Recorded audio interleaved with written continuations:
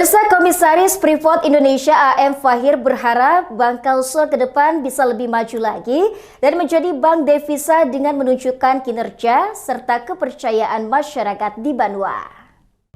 Setidaknya hal itu disampaikannya di sela sharing session Bank Kalsel bersama awak media di kawasan Wahid Hasim, Jakarta, Jumat 26 Juli tadi. Mantan duta besar di beberapa negara ini menilai potensi daerah masih comblang alias tidak seimbang dengan yang dikelola Bank Kalsel, yang semestinya lebih besar dan diperlukan berbagai inisiatif serta kreativitas yang menarik lagi. Bank Kalsel harus menjadi nyonya rumah di negeri sendiri. Bahkan ia melihat potensi Bank Kalsel ke depan tidak hanya di tingkat lokal, tapi juga tingkat nasional. Potensi daerah itu masih jomplang dengan yang dikelola oleh Bank Kalsel. Mestinya mesti lebih besar lagi. Nah, ini berbagai inisiatif dan kreativitas diperlukan untuk menarik lagi semakin membesarnya Bank Kalsel ini di daerah sendiri. Jadi dia harus menjadi tuan rumah, nyonya rumah di negeri sendiri. Kira-kira seperti itu.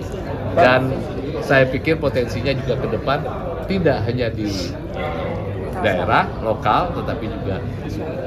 Nah, di tingkat nasional tentu adalah begitu banyak juga potensi daerah yang sebenarnya di Jakarta ini antara lain. Nah, itu yang mungkin menjadi sasaran Bank Kalsel untuk ditarik lah, kira-kira seperti itu.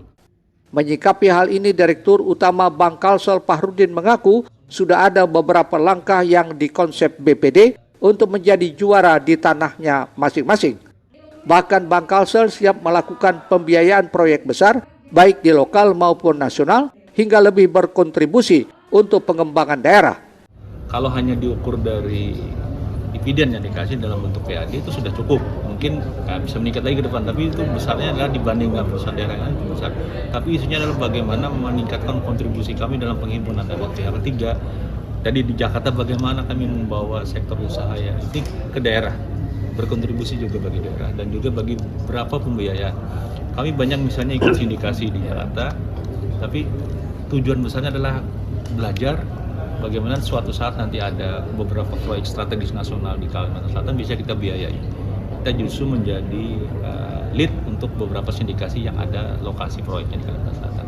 Kita banyak ikut jalan tol untuk membawa itu ke daerah bagi pengembangan.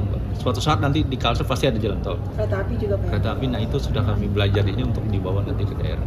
Mudah-mudahan ke depan apa yang disampaikan Pak Fahir tadi bagaimana isunya adalah kontribusi bisa kami jawab dengan menjadi tuan rumah di Banua Serongan. Fahrudin optimis dengan dukungan semua pihak, Bank Kalsel terus berkembang dan menjadi kepercayaan masyarakat dengan inovasi yang dijalankan. Eko Anggoro, Banjar TV.